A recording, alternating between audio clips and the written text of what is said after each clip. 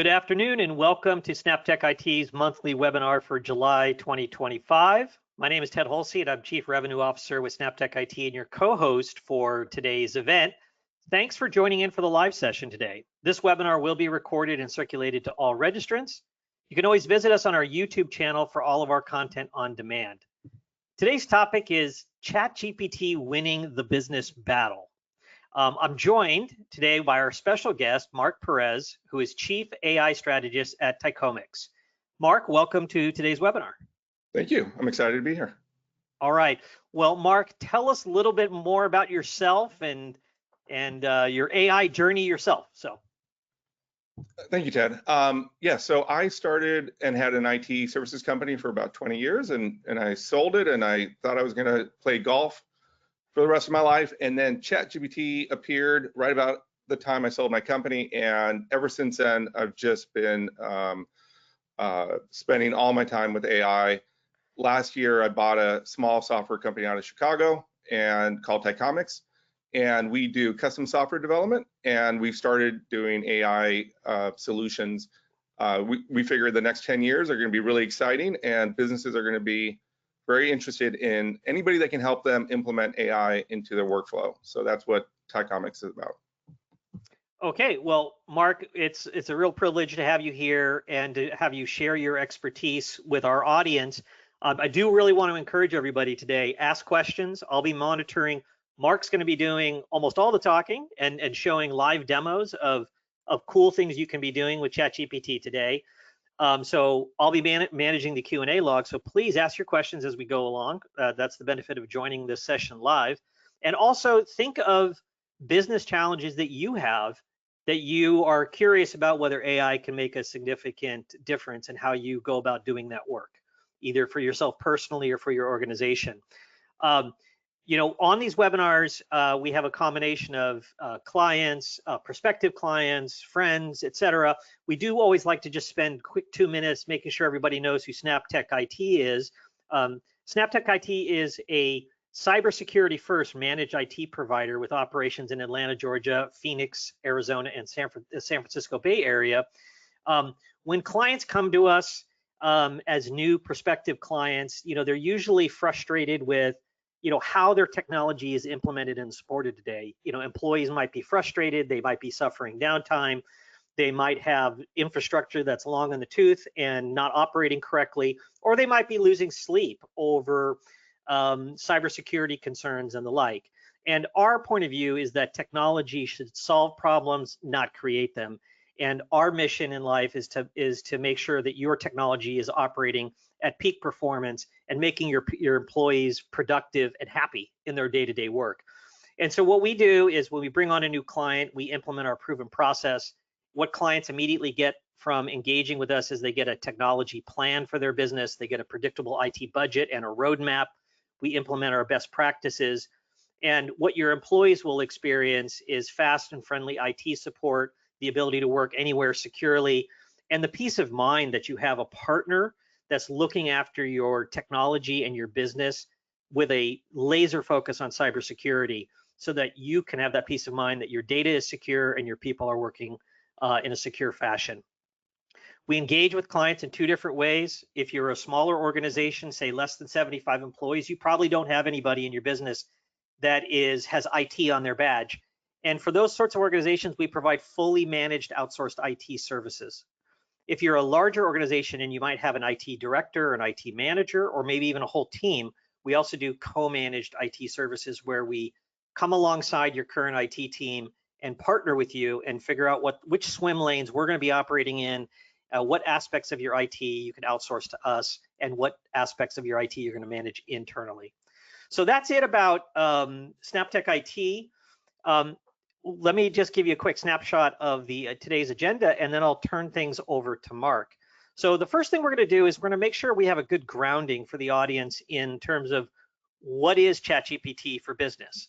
I think virtually everybody on today's webinar will have used ChatGPT, but you may not have licensed or explored or kicked the tires on ChatGPT for business, which is the business set of solutions from OpenAI.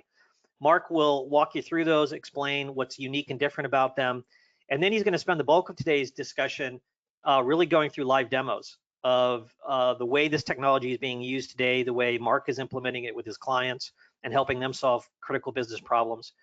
And then we want to get your live demo requests. So use the Q&A log and go to webinar to give us your ideas or give us your business challenges, and I will be bouncing those off of Mark.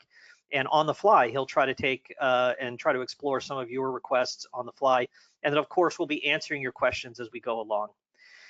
So with that, I'm going to make Mark the presenter. And Mark, you take it away from here. Thank you, Ted. I just realized not only are we doing live demos, which we shouldn't be doing ever, but we're also doing things on the fly. So this is going to be interesting. So I look forward to any use cases, business cases that you have. Put those in the Q&A, and hopefully we'll have time and we'll address those on the fly. I'm going to go. Ted, you can see the screen. Yes. Yep. We're right on slides. Yep. Okay. So we're gonna do a couple PowerPoint slides, and then we're going to do the bulk of this time is going to be in real world examples, because I've done these webinars and panels for the last 2 years. And what I've found over the last 2 years is that the best way to explain a tool like ChatGPT or AI in general is to show people how to use it.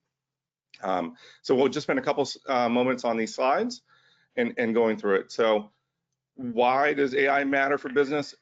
I mean, I think at this point it's pretty obvious that AI is impacting businesses in all different types of ways. It's going to be interesting to see how it impacts our economy and our just way of life over the next few years. But currently, millions of people are using it. It's replacing Google. You know, before we were Googling things, now people are just using ChatGPT to search. It's becoming, one of the predictions I heard is that by 2030, it's going to be as good as any human on any task, which is a pretty scary thing.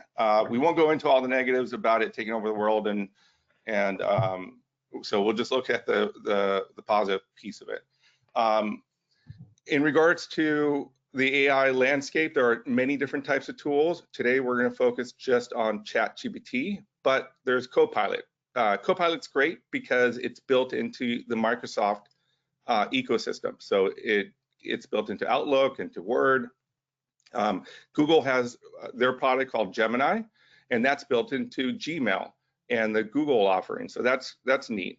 And then you have other products like Claude. That one's really great at writing code, Perplexity, and many others. But on today's webinar, we're just going to focus on ChatGPT, and I think a lot of what I'm going to show you is available on all these other platforms. But yeah, we'll just look at ChatGPT world. So where does ChatGPT shine? It's considered one of the top models. So it's really good at doing the work. It learns from your interactions with it. So this came out, I think, about a year ago, where the more you interact with it, the more it knows about you and the more it can help you. Again, there's a negative side of that, because obviously now they have this information on you, but I'm not going to focus on the scary part. It's neat, and I'll show a couple examples where you can leverage your past conversations to be able to get more work done. They just rolled out recently something called connectors. Connectors allow you to integrate into your SharePoint, into Outlook, into HubSpot. So it's leveraging ChatGPT plus other data sources, and I have an example or two on that. And then ChatGPT is really neat because they're coming out with a ton of new features. In fact, currently they're on what's called GPT-4. GTP-5 is supposed to be rolling out this week or next week, and that's going to change things and make it easier for people to use. So they're doing a really good job innovating, where Google had to catch up. Now Google's, many believe they're caught up with their Gemini product, and they have some really neat features. But ChatGPT, being one of the first movers, has just kept up that momentum, and they're doing a great job innovating. A couple of weak spots. I mentioned how Copilot is integrated into Microsoft and Gemini is integrated into Google. ChatGPT isn't. So I do a lot of copy and paste. I prefer having ChatGPT, for example, help me with emails, knowing that I could do that in Copilot, and it'd be an easier process, but I get a better product in ChatGPT. So the integration is an issue, and it does require a little bit more back and forth. Currently doesn't have any real-time collaboration, even though they have a Teams plan that you can roll out to your entire organization. You can't have 3 or 4 people on one chat working together. And then it hallucinates, which is a fancy way of saying it can lie to you. And that's true for all these AI models. Is it really wants to please you by giving you an answer, and sometimes it gives you an answer even if it doesn't think it's the right answer. It's just the most probable answer. This is what pricing looks like. So ChatGPT, they offer a free plan. That's good for testing. The last time I looked at their license agreement, it said that if you pay them, they won't use your interactions to improve the model. So they won't, anything you give them, they won't use to improve it. If you're on one of the paid plans, the first one is the Plus, which is $20 a month. Then there's a Teams. That's good if you want to roll this out in your organization, have more control, and have access to advanced features. And then they have an enterprise plan at $200, which has higher limits, which most people probably don't need. And I think they're talking about rolling out a $5,000 plan, which is going to be like an agent that constantly is in the background working for you. But that's what they currently have right now. All right, live demos. Okay, here comes the exciting part. Actually, I forgot here. I wanted to show.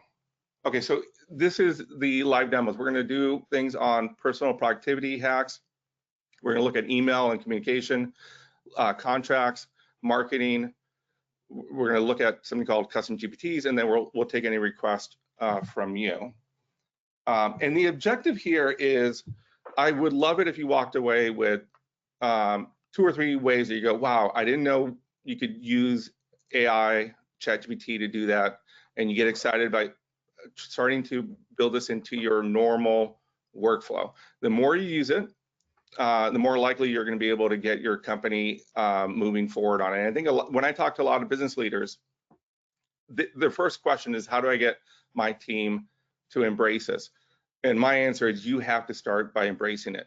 You know, it's when Google search came out, it wouldn't be very effective to tell all your employees to start Googling while you're still looking up stuff in the yellow pages.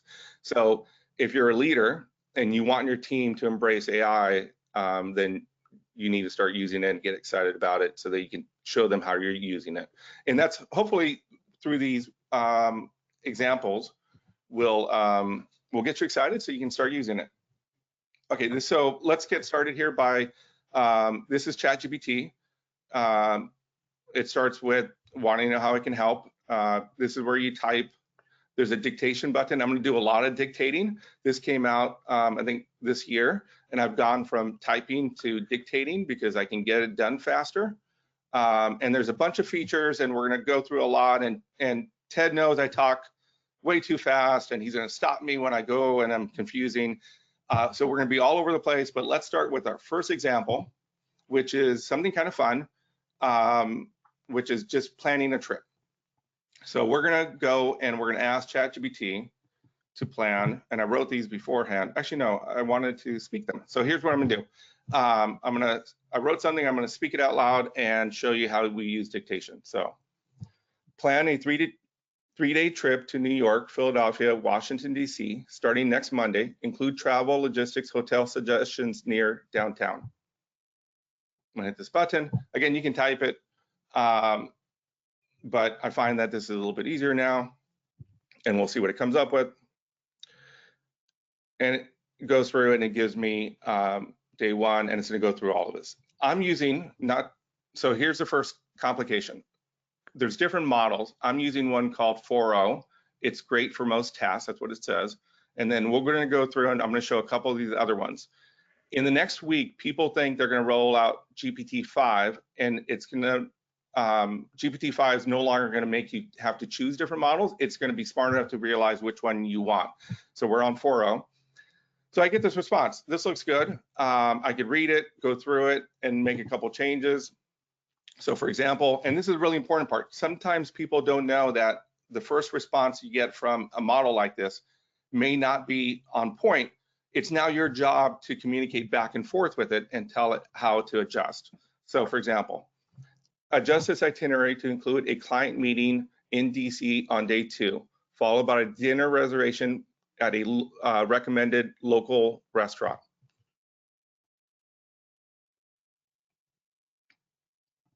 So it's going to go ahead and now modify it.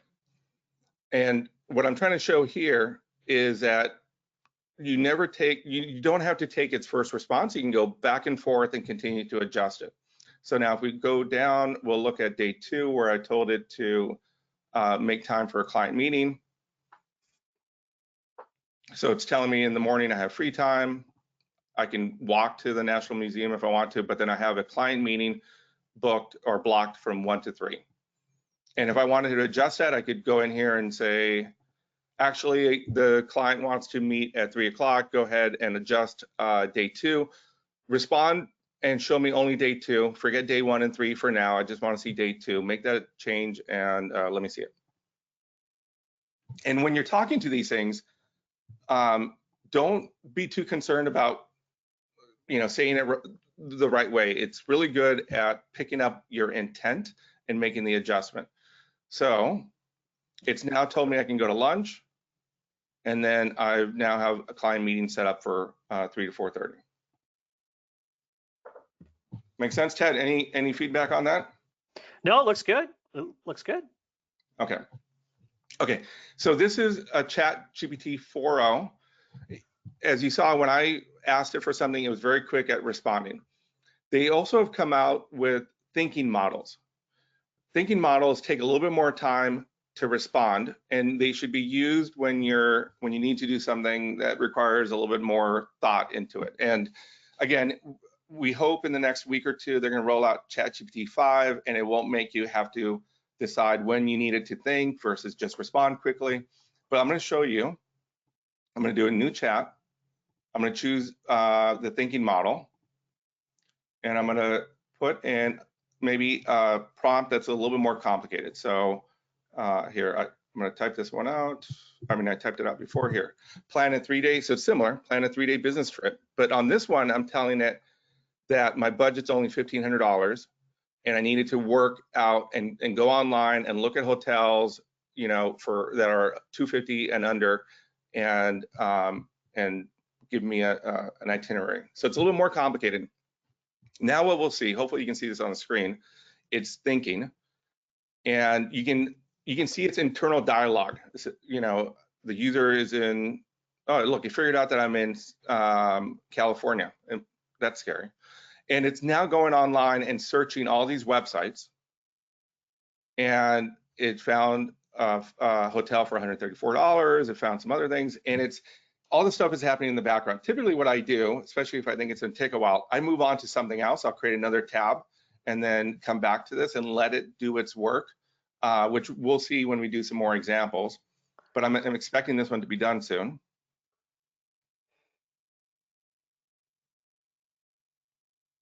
Okay, there we go.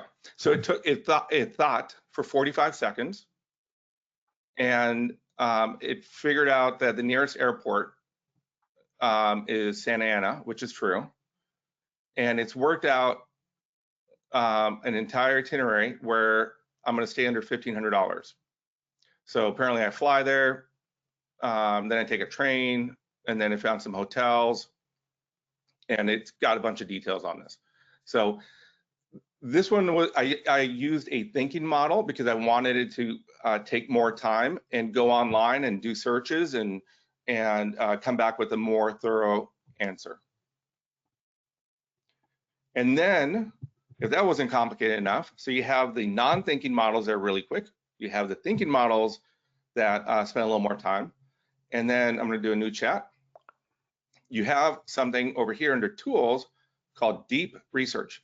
Deep research takes even more time. It's for much more complicated things. So the example that I came up with was search for top AI conferences in New York, Philadelphia, and Washington, D.C. between now and December 31st, and plan a 3-day trip to maximize attendance at high-value events while minimizing travel time. Provide sources. So on this example, I have to choose research because it could take, and I wanted to start this at the beginning of the live demo, it could take 20 minutes. I've done some deep research requests where it spends 40 minutes going and doing a bunch of search. So we're going to go ahead and hit submit on this, but we're not going to wait around. We're going to come back to it. Oh, I'm sorry, I forgot. Every time you do deep research, it asks you questions because before it gets started and it spends half an hour working on this for you, it wants to really make sure it understands. So I'm going to go ahead and dictate my answers. I'm interested in healthcare. On number 2, I don't care if it's weekdays or weekends. On number 3, I would prefer driving, but I'm okay either flying or taking a train. And then for number 4, I have no preference. Ted, does that make sense? Like it doesn't want to do all this work, just like a lot of our employees don't want to go out and do a bunch of work. It wants to make sure we really understand what it wants, and it's asking for these clarifying questions. So I'm going to go ahead and hit submit now that it has that answer or those answers, and it's going to start doing research. And if we click on this, I may have to come back to it. Let me see. There we go. And on the right here, it's going to show me everything it's going to do, and it's probably going to do 100 searches. You know, I've done some of these more complicated ones where it ends up searching hundreds, if not thousands, of documents. So we're going to come back to this. We're going to start a new ChatGPT because that's going to take a while. So we're done on the travel piece. Anything, Ted? Anything come up from the audience around travel? No questions have come in on this one, but I just would I want to make sure you have kind of like fast and basic thinking models, and then deep research models is kind of like the 3 tiers of complexity. Yeah. And what's the downside? I mean, if you give the wrong model the wrong task, what are some of the impacts of that? That's a great question. So I always start with 4.0, which is a default, which is not thinking and it's not deep research. And if I don't like the answer I'm getting, then I step up. And I step up to the reasoning or the thinking model, and then I'll do a deep research. Unless I know, if I'm doing market research on a company, I know that needs to be deep research. The downside, one of the other downsides is the deep research and the thinking models have limits. So there's daily limits and monthly limits. You're only paying, we're paying $30, maybe $200 for these subscriptions. They don't want you to use them that way unless you really need them. So they do have limits. Okay. Okay. Let's go to, I'm going to skip that one. Okay, here's what I'm not a great communicator. I'm a terrible writer. I've always had trouble remembering the difference between there and there. So I use ChatGPT all day long to help with my email. So I'm going to show a couple of examples on emails. So here I have I'm going to pull this email into my screen. Okay, so here's an email. It's from Rachel, who supposedly works at my company, but she doesn't, and she's not happy about the new in-office requirement that starts next month. Okay, so this is an example where we're telling people they need to come back into the office. I'm also not really great at like dealing with emotions, so this is where ChatGPT can really help, right? So I take something like this, and what I'm going to show is, let me grab my prompt. So I wrote, write a reply to Rachel. She's a high-performing employee asking to stay remote after we announce a return to office. Acknowledge her contributions and show empathy. Explain the business rationale behind the new policy and leave room for flexibility without making promises. Keep the tone warm, thoughtful, and leader-like. So then what I do is I prompt that, and then I grab the email and I just drag it over and I give it the email. I'm gonna hit submit. And then it comes back and it says, thanks for reaching out. And more importantly, thank you for your incredible work you've constantly delivered. You've been a standout contributor. I want to acknowledge how impactful remote work has been for you and your family. And so maybe this is fine. Maybe this is a really good email. Or maybe I feel that it needs to change and I say, this is way too long, make it half as long. I don't know. This is not a very long email. It probably needs to be this length for this topic. But it says, sure. By the way, these AI tools are so happy to help you. They're never going to tell you that anything you asked it was dumb or you shouldn't have asked. So they're always happy to help. So now I have a much shorter email, and just not because this is practical, but just to prove my point of how willing they are to help, I'm going to ask it to do something a little ridiculous. Actually, Rachel's really into country music. I think she'll take this message better if it's in a country music theme song. So go ahead and write me a song that fits that country music theme that Rachel will enjoy. I could have asked it to do a poem. I could have asked it to draw a picture. It's almost never going to say no. It only says no if you ask it to build a bomb or something negative like that. So now I have a song. I'm not going to sing. Ted, are you a good singer? No, I'm not going to sing it. I love country. I love country ballads, but I'm not going to sing it. So being steady in the saddle, always riding true and strong. When the stakes were high, you showed up right, kept this team rolling right along. But now we're heading back to town where boots hit office floors. Not because we doubt Nailed your it. fire or drive, it's just what the future's for. How do we cut them off? All right. So the point of asking it to do this, again, it's not like this is an effective way to communicate, but I just want you to realize how much you can do. I mean, if we went back, if I go back and I go back here, I can edit this and I go write it to give me a draft in Spanish. Now I'm going back in time, so I'm deleting this whole country music thing, so it knows that I'm not asking it to give me a Spanish country music song. It took the last email, and now it's in Spanish. So I just want to kind of open everyone's eyes to the possibilities around this. All right, what was my next one? Oh yeah. Okay, so now we're gonna do something fun here. We're gonna do new chat again. Let me see, I have to click. Okay, we're going to look for emails that Ted and I had about this webinar because I'm too lazy to go back and it's been too long and I don't remember them. And I want to, so imagine a scenario where you've been talking, and this actually happened in my business. I was talking to a prospect for 6 months. They finally said yes.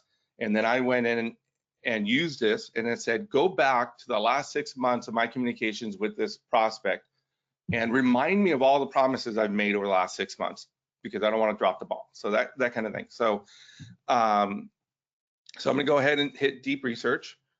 I'm going to go to sources, and I'm going to allow it access to my email.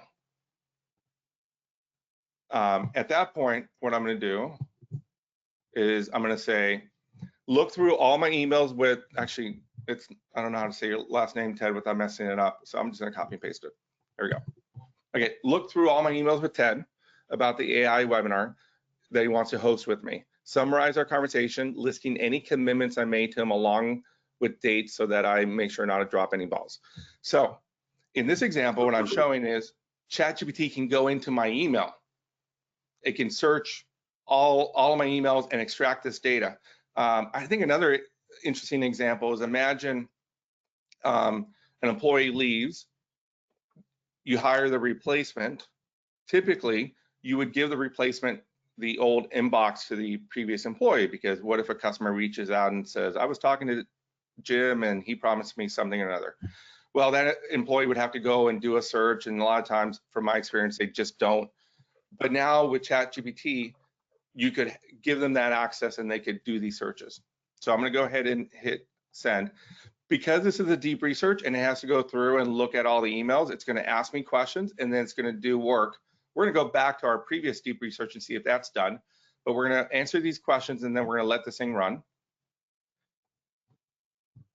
Yes, you should only search for Outlook emails. Do a full summary and only go back 3 months.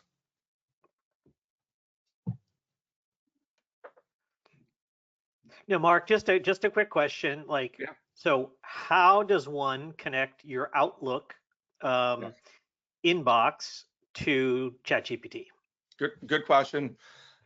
So you have to, I think you have to now be on the Teams Plus $30 version. So, and then once you're on there, you would go to workspace settings, and then you go to connectors. And then from connectors, you can connect it to all different types of things. So you got Box, Dropbox, Gmail, Google Calendar, lots of different things. But the best answer is this. Actually, where did that go? Sorry, one second. Email summary request. Okay, there it is. So here's the best answer for you, Ted, which is, how do I connect my email in ChatGPT through an email connector? Give me this step-by-step that I need to do. When you have a question like that, the best thing to do, when you have a question on how to use AI, I found the best way to get your answers just to ask AI. So this will now give us a step-by-step. Oh, this is wrong. So I'm going to hit stop. There's a stop button. Actually, I'm on the Teams plan, and I want you to go online and get more current data, because I should be able to use a ChatGPT connector to connect directly to my email. This is not a hallucination. This is a problem where it's using old data. So now it's going to search the web, and now it's giving me, there you go. Now it's giving me the right instructions on how I can connect my email in ChatGPT.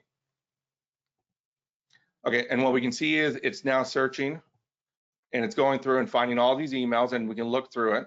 So we're going to give that some time. I'm going to go back to the first one, the first deep research, and this is the one where we asked it to, let me see, what did we ask it? Oh, this was about, actually, I'm interested in healthcare. Actually, where is it? No, search for AI conferences in New York. So this was a much more detailed, it has to find AI conferences over the next 3 months in these cities, and it has to create a plan. So it looked at 16 sources. That's what this right section is showing. We can see all the activity that it did, and the output is a plan. So it goes through and it tells me about an AI conference called C3. It's on September 8th. It gives me a description of it, and it lists out all these different AI conferences in the different cities. And then it goes ahead and optimizes a 3-day travel itinerary based on those. So on day one, I should be in Philadelphia, and then I'm probably going to some conference on somewhere around here. And so this is much more detailed. It had to go out and do a bunch of research, and then had to put a plan together. And this plan is probably not exactly what I would want. So then I go back and forth with it and refine it until I get a plan that fits with what I was looking for. So that, Ted, does it make sense? Like, you have that easy search, then you have thinking, and then this deep research. Let's see how long it took. It usually says it took 7 minutes. It looked at 16 sources, and it did 104 searches. And I don't think I could get that done in 7 minutes, you know, if I was totally focused on it. So I started it. You know, it probably took me 30 seconds to get started, and then I went and did other work. And when I came back, I had this, and probably saved a ton of time. So, Mark, moving back to the email example, there's a question that came in from Caleb, and he said, you know, how do we, you know, I think he was referring specifically to connecting your email. How do you do that securely? I mean, what are the security considerations that you needed to take in mind before you did that? Yeah. I think there's a ton of security concerns that you should take in mind, and I took none of them in mind because I'm just so excited about these tools that I'm like, go ahead, have access to my email. That's where a company like Ted's with responsible people are good people to talk to, because you do need to think through that. Now, I'm trusting that OpenAI is only going to access my email when I ask it to do it, and it's only going to access it the way I want it. I'm also trusting that a hacker is not going to break into OpenAI and then through them get access to my email. I'm putting a lot of trust in AI and this company. And for some people, maybe that's not a comfort level. For me, because I'm excited about it, I'm also trying to be kind of bleeding edge. I'm more than happy to do that. But I would work with your internal IT company or a great company like Ted's to be able to think through all of the security ramifications. But it does bear mentioning though, and you addressed this earlier in the webinar, that in the licensing agreement, when you are on a premium plan from OpenAI, that they are explicitly saying that when you connect your own content, your email, your Box account, etc., that's not being incorporated into the large language model. So, Yeah. If they did something, if it wasn't a secure experience, and they did it deliberately, it would be a clear licensing violation and a major, major business problem for OpenAI, right? Absolutely. It's a good thing that companies never end up going against their client's best interest, right? The customer's best interest. So we don't have to worry about them doing that. But all that's true. Okay, let's look at the next example. So I imagine a lot of us on this call are using AI note takers. We started using them in every single meeting, so I can focus on the meeting and I don't have to worry about taking notes and then all the follow-up and the to-do. So I'm not going to show you that. I'm just going to assume that a lot of you are doing that. So what you'll get, we use a tool called Decisions, but Copilot and Teams does it. There's a gazillion of these out there. But this is with Decisions. I had a meeting yesterday with a prospective client, and I got key takeaways. I have decisions. I have action items. So that's fine. That's a huge improvement. But what I wanted to show in this example is typically after a meeting like that, especially when it's a prospect, I then need to follow up. So what I did was I created this prompt. By the way, I'm copying and pasting these things. I have a OneNote. You can keep it wherever you want, but I essentially have a library of regular prompts that I use, like this one. And this one says, these are my notes for my meeting. Draft a follow-up email to Doug, thanking him. See, it's a template. Thanking him. Actually, let's see if it picks up on the fact that Doug should be a guy, not a girl. Thanking her for her time. Recaps the 3 main points, proposes next steps, and includes suggested agenda for our next call. And then again, like I did in the other example, I'm just going to drop the email into here. So this email is the one that had the meeting recap. And I want to make sure we're on the fast model. It reads the document, and then it produces usually a really good email, a much better email than what I could have written, and especially within, how much time it takes. So we'll take a look at that. It said, thanks again for taking the time to meet with us. We appreciate your openness and clarity. Here's a recap. Here are the proposed next steps. And then it suggested agenda items for our next call, which is pretty good. And it stuck my signature on here. Now, I can say, actually, I've done that before where I could be like, this is too long. He'll never read it. He's a CEO of a company and very busy. Give me a much shorter version. Again, never accept. If you're not happy with it, you can take it. There's a copy button here. You can take it into email and you can start modifying it. I find that after a couple prompts, I can get it to 99%. So what it did here is it made the bullet points a lot shorter, which is actually something I like, and list out next steps. And here you go. And I can now just copy and paste this into Outlook. Now, as I mentioned before, this functionality exists within Outlook or within Gmail if you're using Gmail, Gemini, or if you're using Outlook Copilot. I just find that ChatGPT does a better job writing these emails than those products do. Hey, Mark, before we leave this example, I do want to address a question that came into the Q&A log. Linda asks, how do you have, AI take meeting minutes or capture things? And maybe we just need to explain kind of why meeting recording and transcription and those features are so really important to all of the AI use cases. Yeah. And how and where that happens from a software perspective. So we use primarily Microsoft Teams, and within Teams we can turn on recording and transcription. So, and Zoom has similar functionality, and then there are tools. Which is the one that let's see, meeting. Otter's a pretty popular one. Otter AI. It's one that plugs into Zoom. Yeah. For example, yeah. We use Decisions. The downside to Decisions, it only works with Teams. So there's another one that's like starts with like Fly, or I don't know. So her question was, how do you do it? You would have to either do Microsoft Teams meetings and then hit the record button during a meeting, and that will only produce a transcription, or you'd have to pay for a third-party service like Decisions, Otter.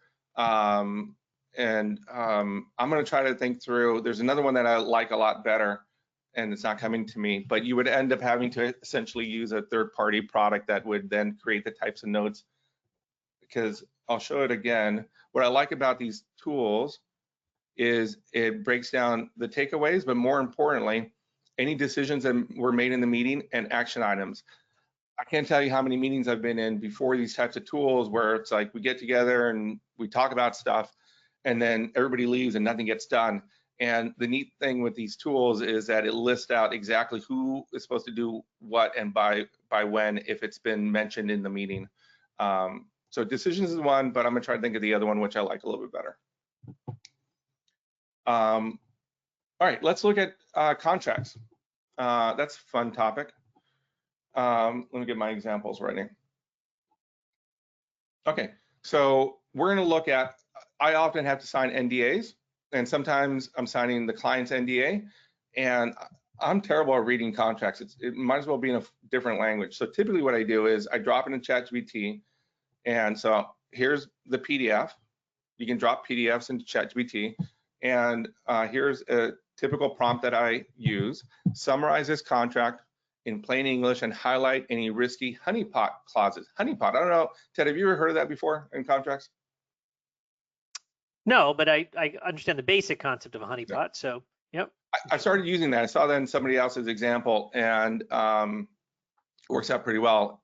So it's gonna go ahead and do exactly what I asked. It's gonna summarize it, the purpose, any obligations, and then at the end, it's gonna search for any of those honeypots. And a honeypot is essentially something that could potentially be an issue that's kind of hidden and might bite you at the end. So here, risky or honeypot clauses. There are provisions that look routine but can bite you later. Okay, it described it, and then it found one, and it actually found a few, and then it gave me a final verdict. Overall, this is a solid and standard NDA, fairly well balanced and mutual in language. And so that was pretty helpful. Now, what I also do is, let me look at my example. I got to switch it. So how many times do you're going back and forth with a prospective customer over a contract, you send them yours, and they track some changes and they send it back to you. And at that point, you hope that they didn't hide anything in the contract, right? And but unless you read it word for word, you don't know for sure that they've actually didn't change an important clause.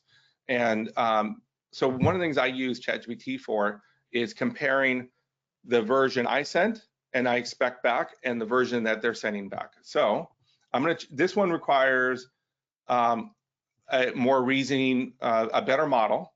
So I'm going to choose O4 Mini, and because I needed to think through the document a little bit more. And what I'm going to do is I'm going to give it my original contract, and then the one that I got back from the client. And I went in here on purpose and I deleted a very important sentence in the in this NDA, which changes the entire agreement. And then I have this prompt, which is pretty long, and I asked ChatGPT to actually write this prompt some time ago, but I've uploaded 2 versions of the same agreement. Please extract the data, look, blah, blah, blah. I'll move on. So now it's going to go through and read the documents and look for any changes. Hopefully it catches it. It doesn't always. These tools are not 100% perfect yet. So this is, I've never seen it break it down this way. Let's let it go through. Hopefully it catches it. Here we go, it did. So on page 2, clause 2A, final line, this, I deleted this on purpose. The receiving party shall be responsible for any breaches of this agreement. The entire sentence is omitted, so it was able to look at the 2 contracts and see that. And then it should tell me why that's important. Let's see, verdict. Oh, it tells me I need to push back the key issue to address and what I should do. And then I could give it, feedback. I could ask it for advice, like, oh boy, this seems like a really big deal. Draft me an email where I don't accuse the prospect of deleting it, but I let them know that I noticed this and we need to add it back in to the agreement. Now, this is something that I could have written myself, but I probably would have done a bad job in one way or the other. So let's see what it came up with. I hope you're doing well. I reviewed the latest draft and notice that the sentence holding receiving party responsible for the breach has been removed. That clause is critical. Could you please reinstate it? Once that's back, we're good to move forward. Let me know if you'd like to chat it through it. So I don't know. That's probably something I never would have caught. I never would have spent time reviewing 2 contracts, and then having to write me an email like that is great. How are we doing on time? Because I have so many more examples, but I think we're going to run out soon, right? Yeah, well, we're about 45 minutes in, 47 minutes in, so we do need to be mindful of time. So we. Okay. Yeah. Okay, let's do this one. I want to show.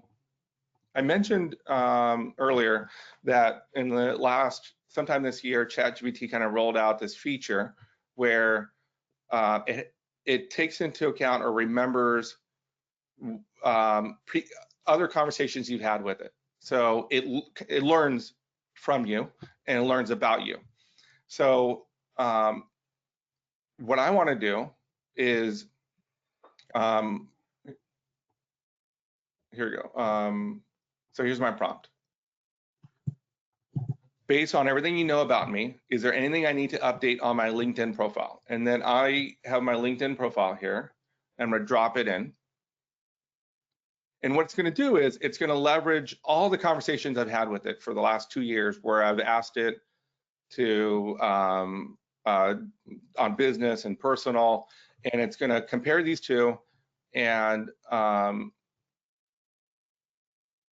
let's see. So it thinks I should update my tagline. I currently have AI strategist, fractional CIO, facilitator, executive coach.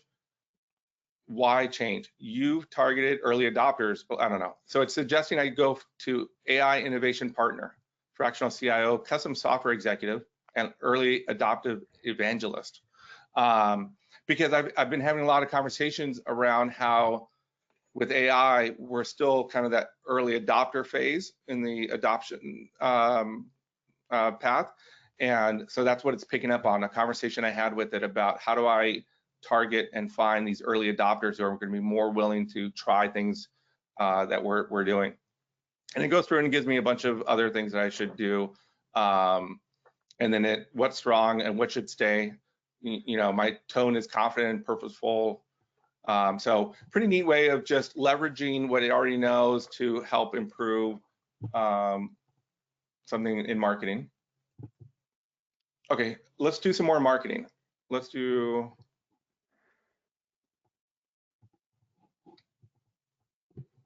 All right.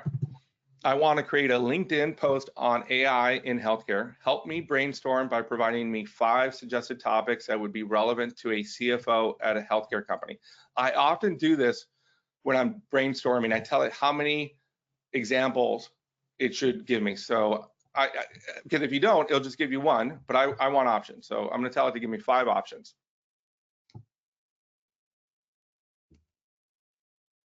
So first one, where is AI delivering RI in healthcare? The real risk isn't AI, it's not using it. Okay, so we're gonna go through, and now I'm gonna say, I like number 2. Let's go with number 2. Go ahead and build me a LinkedIn post. So it's gonna go ahead and do that, which is great. Unfortunately, a lot of stuff that is on LinkedIn these days is probably written by AI, so I'm making it worse here, but that's fine. Now, check out, this is what I want to do. This is what I think is really interesting. And I think I want to change it to, no, I think we can leave it on this model. Now, I want to try and get the attention of Mitch Perry, the CFO at Blue Cross of North Carolina, I guess. What changes do you suggest I make to this LinkedIn post? So I'm now targeting somebody specifically. It has to go online and learn about Mitch. And let's see what it comes up with. Great target. Mitch Perry is sharp and numbers driven. So it's gonna suggest a couple of changes. Call him in without tagging him. So he doesn't want me to tag him, but indirectly reference it. And then it's gonna rewrite the post. And then I think at the bottom, it's going to, at least the last time I did this, oh, it didn't include hashtags, but usually it does. Let's see.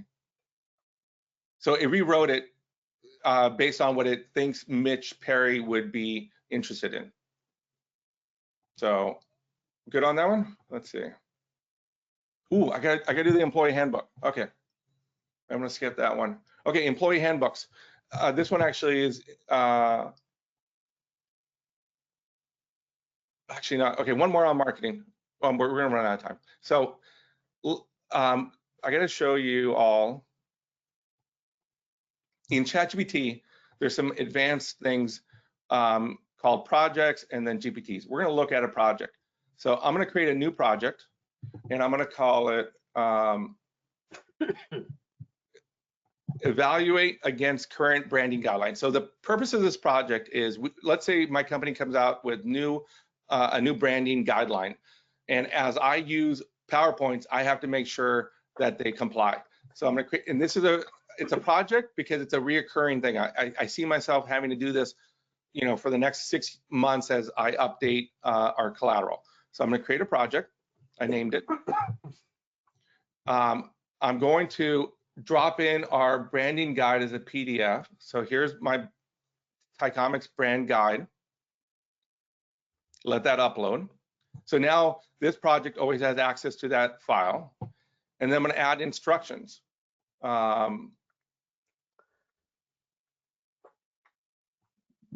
Okay, here. So I'm creating a project which, reference this file. So I'm telling it that it needs to reference this file every time I give it something. So I'm gonna hit save. So now I have a project, and its entire job is to, every time I give it a file, it compares that file to our branding guide, and it tells me if it's good or not. So now I'm gonna take an old PowerPoint that I have. I'm just gonna drop it in, and now this project just lives here on the side. And I just dropped in a PowerPoint and I hit submit. So it says that based on the PowerPoint and the branding guide, I have issues with the font and the color and the UI. I mean, this is a really old PowerPoint, so it's got a lot of issues. And then it lists out recommendations. So it has an issue and then how to fix it.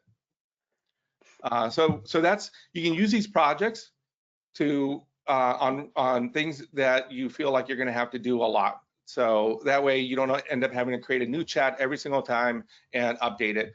I go to new chat, and then let's say I want to do another branding or evaluation. I go here and I just drop in another file. It knows exactly what to do, and it moves forward. And I think I have more stuff, but Oh, I'm going to show one last one, Ted, and then I promise I'm done, and we'll finish on time.